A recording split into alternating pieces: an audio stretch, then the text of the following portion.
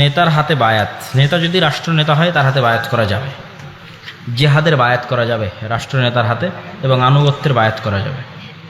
আর এমনি যেগুলো দল সংগঠন আছে এগুলোতে স্বাভাবিক আপনি একটা মাদ্রাসায় ঢুকলে যেমন ফর্ম পূরণ করেন যে আমি এই মাদ্রাসাগুলো নিয়মকানুন মেনে চলবো, মাদ্রাসা প্রিন্সিপালের কথা মেনে চলবো, এরকম স্বাভাবিক আমি একটা দলে ঢুকতেছি তো দলের সভাপতির কথা মানব, এরকম স্বাভাবিক হতে পারে। কিন্তু সামগ্রিক আনুগত্যের বায়াত হবে না। সামগ্রিক আনুগত্যের বায়াত হলে ওটা হাদিসের বিকৃতি হবে এবং অনেক সমস্যা তৈরি হবে। কিছু যেমন একটা সমস্যা তৈরি হবে, আল্লাহ নবী বলতেছে যে এক জায়গায় যদি দুই আমির থাকে তার এক আমিরকে হত্যা করো, তখন দেখা যাচ্ছে এই আমিরও বায়াত নিচ্ছে ওই আমিরও বায়াত নিচ্ছে, সামগ্রিক আনুগত্যের বায়াত।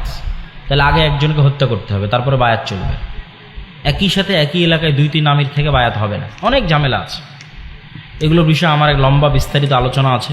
জামাতবদ্ধ জীবনযাপন কাকে বলে, জামাতবদ্ধ জীবনযাপনের উদ্দেশ্য কী, এবং যখন এই আনুগত্যর যেটা যখন সামগ্রিক আনুগত্য ধরা হয়, ধরেন সবচেয়ে বড় সমস্যাটা কোথায় আমি বলি, আজকে আমি এই মাদ্রাসায় ভর্তি হয়েছি, আব্দুল হামিদ কি মাদ্রাসা যেন, মাদ্রাসার নাম আব্দুল হামিদ হাজি ইসলামিয়া মাদ্রাসা, মাসায় ভর্তি হয়েছি। ভর্তি হয়ে ফর্মে লিখেছি যে আমি প্রিন্সিপালের কথা অনুসরণ করব, সভাপতির কথা, মাসার নিয়মকানুন মেনে চলব। কালকে মাদ্রাসা থেকে বের হয়ে গেছি, এখন কি আমি আর মাদ্রাসার নিয়মকানুন মানবো?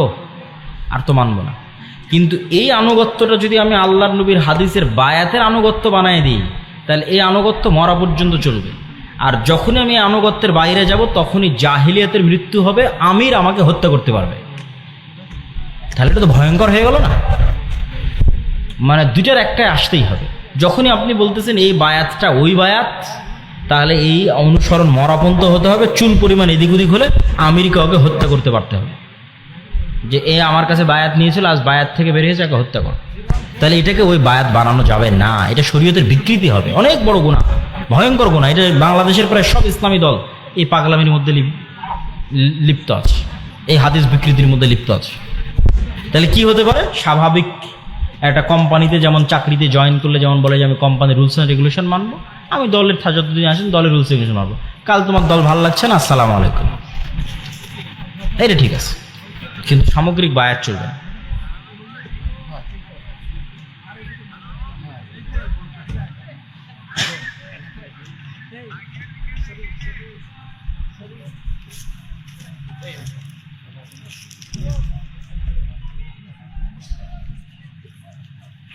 মসজিদ কমিটি গোমরাহ, এমন অবস্থায় কিভাবে সুন্নাত প্রতিষ্ঠা করবে? এমন অবস্থায় সুন্নাত প্রতিষ্ঠা করার একটাই উপায় হচ্ছে ধৈর্য, দাওয়াত এবং কিছু কৌশলগুলো আমাদের ইমামেরা চাইলে অবলম্বন করতে পারে কিন্তু করে না। যেটা আমি বলেছি ইমামদের ইমপাওয়ার করা, ইমামদের পাওয়ার বাড়ানো। তো কিভাবে পাওয়ার বাড়বে একটা ইমামের সামাজিক স্ট্যাটাস কিভাবে বাড়বে?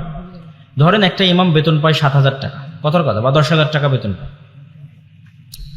10,000 টাকা বেতনের মধ্যেও তো ইমাম তার ছেলে মেয়েকে খেলনা কিনে দিচ্ছে, 10,000 টাকা বেতনের মধ্যেও তার বাড়ির জন্য রান্নাবাড়ির ব্যবস্থা তৈরি হচ্ছে, কোনো একদিন ঘুরতে গেলে সেখানে ঘুরতে যাচ্ছে, মেয়েকে বিবাহ দিলে জামাইয়ের জন্য ঘড়ি কিনে দিচ্ছে না দিচ্ছে।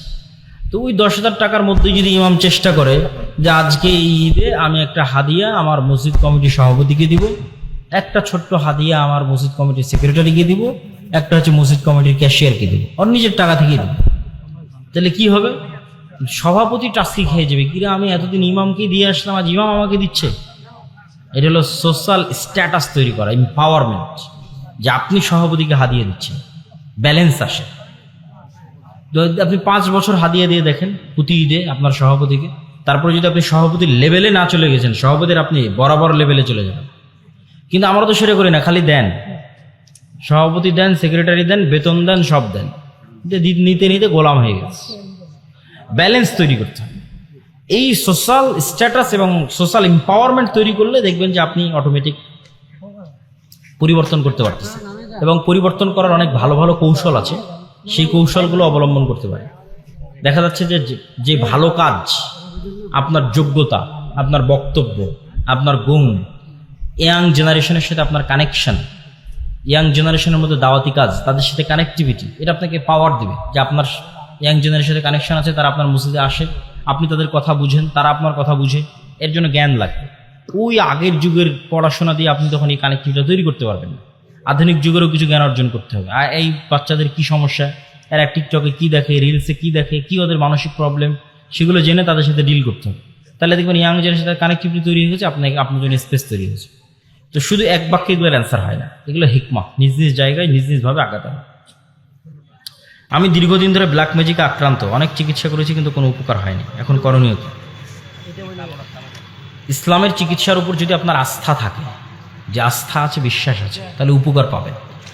আর যদি 10 জায়গায় 10 কবিরাজের কাছে 10ভাবে আপনি চিকিৎসা নিয়েছেন, আর কোনো জায়গায় আপনি আস্থা পান না, তাহলে উপকার পাবেন না। আস্থা পেতে হবে। আস্থাটা কি? যদি মুহাম্মদ সাল্লাল্লাহু আলাইহি ওয়াসাল্লামের জাদু সূরা নাস, ফালাক, ইখলাস দিয়ে কাটতে পারে, ধ্বংস হতে পারে, তাহলে আমার জাদু সূরা নাস, ফালাক, ইখলাস দিয়ে কেটে যাবে, ধ্বংস হয়ে যাবে। এই বিশ্বাস যত মজবুত হবে যে মুহাম্মদ সাল্লাল্লাহু আলাইহি ওয়াসাল্লামের জাদু নাস, ফালাক, ইখলাস ধ্বংস হয়ে গেছে, এই বিশ্বাস যত মজবুত হবে তত দ্রুত আপনার ব্ল্যাক ম্যাজিক শেষ হয়ে যাবে। ব্ল্যাক ম্যাজিক কি? ব্ল্যাক ম্যাজিক হচ্ছে ভীত সন্ত্রস্ত মানুষকে ভয় দেখানো। জিন শয়তানের আসর কার ওপর লাগে? একবারে বেশি রাগান্বিত হয়ে গেছে ওর ওপর লাগে, একটু ভীত সন্ত্রস্ত তার ওপর লাগে। ব্ল্যাক ম্যাজিক কাকে লাগে? মানসিকভাবে মেন্টালি দুর্বল, তাকে ব্ল্যাক ম্যাজিক লাগে। মানসিকভাবে মেন্টালি হীনম্মন্য, তাকে ব্ল্যাক ম্যাজিক লাগে। তো আপনার মেন্টাল পাওয়ার কোথায় থেকে আসবে? জাদু একটা শক্তি, জিন একটা শক্তি, সামনে রাইফেল তাক করে আছে, রাইফেল থেকে গুলি বের হবে, এটাও একটা শক্তি। এখন আপনি আল্লাহ সম্পর্কে যখন জ্ঞান অর্জন করবেন, ইন্নাল্লাহা আলা কুল্লি শাইইন কাদির ফাআলুল লিমা ইউরিদ, আল্লাহর সিফাত, আল্লাহর গুণ যত বেশি করে মাথার মধ্যে ঢুকাবেন, শিখবেন, বুঝবেন যে আল্লাহ সুবহানাহু ওয়া তাআলা না চাইলে কিছু হওয়া সম্ভব নয়, আল্লাহ সুবহানাহু ওয়া তাআলা চাইলে সবই হওয়া সম্ভব। আর আল্লাহ সুবহানাহু ওয়া তাআলার শক্তির সামনে সারা পৃথিবীর সব জাদুকরের শক্তি জিরো। এক জাদুকর না, যে জাদুকরে ব্ল্যাক ম্যাজিক করেছে সে না, সারা পৃথিবীর সব জাদুকরের শক্তি আল্লাহর সামনে জিরো। ও মুসা আলাইহিস সালামের সামনে তৎকালীন বিশ্বের সব বড় বড় জাদুকররা আসছিল। আল্লাহ মুসা আলাইহিস সালাম বলছেন, ভয় না পেয়ে লাঠি ছাড়ো, এটা তো আমার শক্তি। ও জাদুকরদের শক্তি, এটা হচ্ছে আল্লাহর শক্তি। তো যখনই আল্লাহর উপর আস্থা এবং বিশ্বাস এবং কনফিডেন্স খুব বাড়বে, এমতো অবস্থায় যখন আপনি আয়াতুল কুরসি পড়বেন, আয়াতুল কুরসিতে কি বলা আছে সেটা পড়বেন, সূরা বাকারার শেষ 2 আয়াত পড়বেন, সূরা ফাতিহা পড়বেন, নাস, ফালাক, ইখলাস পড়বেন, আর গভীর আস্থা আল্লাহর উপর। তো ওই তো সারা পৃথিবীর সব জাদুকরের শক্তির চেয়ে আল্লাহর শক্তি বড়, সারা পৃথিবীর সব জিনের শক্তির চেয়ে আল্লাহর শক্তি বড়। তখন আল্লাহর শক্তি কাজ করা শুরু করে দেবে। যখন আল্লাহর শক্তি কাজ করা শুরু করে দেবে, এগুলো মাটিতে মিশে যাবে, ধ্বংস হয়ে যাবে। কিন্তু সেই বিশ্বাসটা থাকতে হবে, সেই আস্থাটা থাকতে হবে, সেই অনুভূতি, সেই ফিলিংসটা থাকতে হবে। ফিলিস্তিন ভারত ইস্যুতে কুনুতে নাজেলা পড়া যায়, অবশ্যই পড়া উচিত। সবাই বৈঠক শেষে দোয়া পড়ি, সুবহানাকা আল্লাহুম্মা ওয়া বিহামদিকা আশহাদু আল্লা ইলাহা ইল্লা আনতা আস্তাগফিরুকা ওয়া আতুবু ইলাইক। আসসালামু আলাইকুম ওয়া রাহমাতুল্লাহি ওয়া বারাকাতুহু। যেহেতু ইমামকে অনুসরণের জন্য নির্ধারণ করা হয়েছে, যে ইমাম রুকুর পর বুকে হাত বাঁধে না, তার পিছনে ওই আমল করা যাবে কি? বিসমিল্লাহ।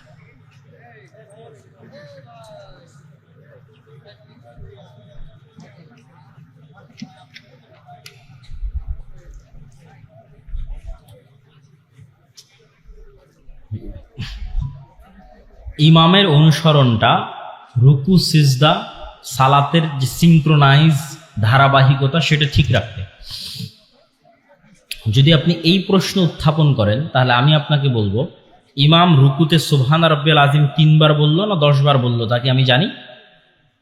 তা তো আমি জানি না। তাহলে ওই কয়বার বললো আমি কিভাবে বুঝবো? এটা আসলে অনুসরণের বিষয় নয়। অনুসরণের বিষয় হচ্ছে, সে রুকুতে গেলে আমি রুকুতে যাচ্ছি কিনা, সে রুকু থেকে উঠলে আমি রুকু থেকে উঠছি কিনা। বেদাতি ইমামের পিছনে সালাত হবে কিনা? বেদাত যদি এমন হয় যে বেদাত মানুষকে কাফের করে দেয়, যেমন ধরেন মসজিদে কবর আছে এবং যে ইমাম সে সরাসরি কবর পূজারী এবং কবরের কাছেই চায়, তো এটা এমন বেদাত যে বেদাত মানুষকে কাফের করে দেয়। আবার একটা বেদাত হচ্ছে ধরেন একসাথে হাত বরাত খুব ধুমধাম করে পালন করে, এই বেদাত মানুষকে কাফের করে না। তো এরকম যদি বেদাতি হয় তার পিছনে সালাত আদায় করা যাবে, আর যদি কাফের বেদাতি হয় তাহলে সালাত আদায় করা যাবে। হানাফিরা জান্নাতে যাবে কিনা জানাবেন। হানাফি হোক, শাফি হোক, হাম্বলি হোক, মালিকি হোক, আহলে হাদিস হোক, যদি আমল এবং আকীদা ঠিক থাকে জান্নাতে যাবে। আর আমল এবং আকীদা যদি ঠিক না থাকে আর গোটা গায়ে যদি আহলে হাদিস আর সালাফি লিখে রাখে তাও জান্নাতে যাবে না। বুঝেননি মনে আমার কথা? তাহলে মূল কথা হচ্ছে আমল এবং আকীদা। নাম মানুষ কি দিল সেটা ধর্তব্য নয়, জন্ম কোথায় হলো, বংশ কোথায় সেটা ধর্তব্য নয়। কিয়ামতের মাঠে আল্লাহ দেখবে তাকওয়া, পরহেজগারিতা এবং আমল, অন্তর দেখবে, আমল দেখবে। ঈদের মাঠে মহিলাদের সালাত আদায়ের ব্যবস্থা নাই। এখন মহিলারা কিভাবে সালাত আদায় করবে? ব্যবস্থা করতে হবে, এই অজুহাত কোনো মতেই গ্রহণ করা যাবে না। ঈদের মাঠে মহিলাদের সালাত আদায়ের ব্যবস্থা নাই, এই অজুহাত একটি অগ্রহণযোগ্য অজুহাত। যেখানে আর অপশন নাই সেখানে আপনি অপশন বের করবেন কিভাবে? কোনো অপশন নাই, অপশন এটাই যে সালাতের ব্যবস্থা করতে হবে। রুকুর পর হাত বাঁধা যাবে কি? মতভেদ আছে। হামিদ হাজী ইসলামিয়া মাদ্রাসা নামটি কি ঠিক? ব্যক্তি নামে মসজিদ মাদ্রাসার নাম হতে পারে।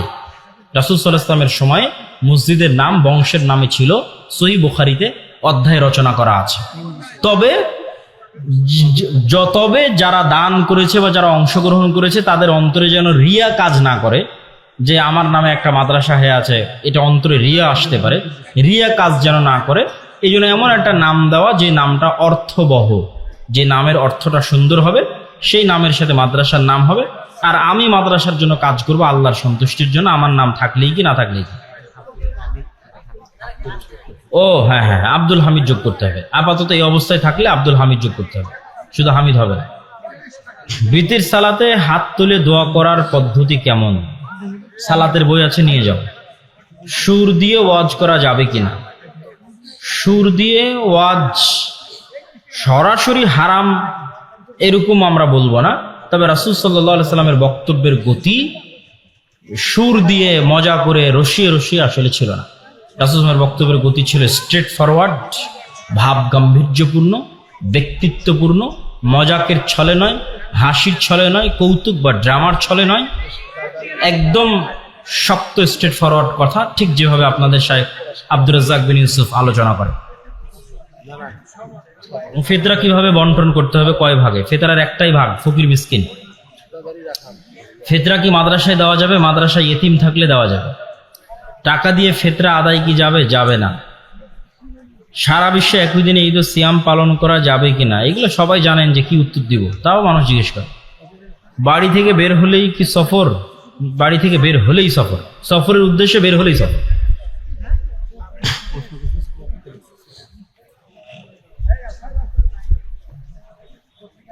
আমার এলাকায় কিছু হানাফি লোকের কারণে এলাকা বেদাতে ভর্তি। আমি 15 বছরের বাচ্চা হয়ে কি করতে পারি? আবার বেদাতগুলো হলো ফরজ সালাতের পরে হাত তুলে দোয়া করা, দাওয়াত এবং উত্তম ব্যবহারের মাধ্যমে দাওয়াত। মারামারি, গন্ডগোল, কাফের মুশরিক ফতোয়া দিয়ে দাওয়াত নয়, ভদ্রভাবে জ্ঞানের প্রচারের মাধ্যমে দাওয়াত দেওয়া। ফিরআউনের কাছে দাওয়াত দিতে গিয়ে মুসা আলাইহিস সালামকে আল্লাহ ভদ্র ব্যবহার করতে বলেছে। লাইলাতুল কদরের নামাজ কত রাকাত পড়বে? তারাবি পড়লে লাইলাতুল কদরের নামাজ কেমন করে পড়বে? তারাবি তাহাজ্জুদ বলে কিছু নাই, রাতের সালাত 11 রাকাত। কি লাইলাতুল কদর, কি লাইলাতুল কদরের বাইরে? রাতের সালাত 11 রাকাত, 8 3 11 রাকাত। লাইলাতুল কদর, লাইলাতুল কদরের বাইরে, তারাবি তাহাজ্জুদ সব মিলিয়ে। আল্লাহর নবী রাকাত সংখ্যা বাড়াতেন না, সালাতের কোয়ালিটি বাড়াতেন। আপনি আজকে গিয়ে টেস্ট করবেন যে 8টা 8:30 ঈশার নামাজ পড়ে দাঁড়াবেন, 8 রাকাত নামাজ পড়বেন, যার যেখানে সালাতে হাত বেঁধে দাঁড়িয়ে সূরা বাকারা পড়বেন, রুকুতে গিয়ে সূরা আলে ইমরানের সময় তাসবিহ তাহলিল পাঠ করবেন, সিজদায় গিয়ে সূরা নিসার সময় তাসবিহ তাহলিল পাঠ করবেন, আবার সিজদা থেকে উঠে সূরা আলে ইমরান তেলাওয়াত করবেন, আবার রুকুতে গিয়ে সূরা নিসার সমান রুকু করবেন, আবার সিজদায় গিয়ে সূরা মায়েদার সমান সিজদা করবেন। এইভাবে 11 রাকাত সালাত আদায় করে দেখেন আর রাকাত আসে কিনা, আর বের হয় কিনা সারা রাতের মধ্যে। আল্লাহর নবী এইভাবে সালাত আদায় করতেন, তো সময় পাবে কেমনে 11 রাকাত বেশি করার? আল্লাহ নবী যদি এইভাবে সালাত আদায় করে, তো আল্লাহ নবীর জন্য তো আর 50 ঘন্টার রাত দিন ছিল না, এর জন্য 24 ঘন্টা রাত দিন। সুতরাং 11 রাকাত সালাত এভাবে আদায় করলে এর চেয়ে বেশি সালাত হবে না। শেখ আপনার এরপরের মাহফিল কোথায়? এরপরের মাহফিল নাই, দাওয়াতি সফর আছে। যতগুলো মাদ্রাসা আমাদের সাথে মুআদালা করেছে, অধিভুক্ত হয়েছে জামিয়া সালাফিয়ার, সেগুলোর সফর আছে, দাওয়াতি সফর কাল থেকে।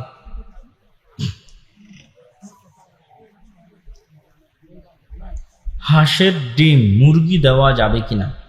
বুঝলাম না। মুরগিকে হাঁসের ডিম দিয়ে দেওয়া যাবে। কোয়ান্টাম মেথড বা কোয়ান্টাম ফাউন্ডেশন সম্পর্কে ইসলাম কি বলে? আমরা সঠিকভাবে ইসলাম পালন করি না, এই জন্য আমাদের কোয়ান্টাম মেথডের দরকার হয়। যে কোনো ব্যক্তি যে 5 ওয়াক্ত সালাত জামাতের সাথে আদায় করে নিয়মিত, 1 ওয়াক্ত সালাত মিস দেয় না, 5 ওয়াক্ত সালাত জামাতের সাথে আদায় করে, ইসলামের যে আকীদা, বিশ্বাস, আল্লাহর নবীর যে সুন্নাত, আল্লাহর উপর যে ভরসা, আল্লাহর উপর যে আস্থা, এই বিষয়গুলো পরিপূর্ণ তার মধ্যে আছে, তাহলে ওই ব্যক্তি কয়েক লক্ষ গুণ পাওয়ারফুল যে এই মিথ্যা কোয়ান্টাম মেথড করতেছে তার চেয়ে পাওয়ারফুল মানসিকভাবে।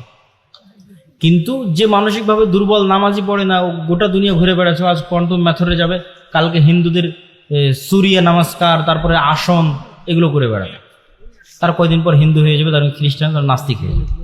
প্রথম কথা হচ্ছে আপনাকে নিজের দিনের উপর আস্থা রাখতে হবে। আমরা কোরআন হাদিস থেকে দ্বীনি ইলম অর্জনকারীর অনেক ফজিলতের কথা জানতে পারি, আমরাও তো ইলম অর্জনের পথে আছি। তবে জানার বিষয়, আমরা কি উক্ত ফজিলত পাচ্ছি, আর উক্ত ফজিলত পাওয়ার জন্য কি কি গুণ থাকতে হবে, অনুগ্রহ করে জানাবেন। আর কোনো প্রশ্ন ছিল?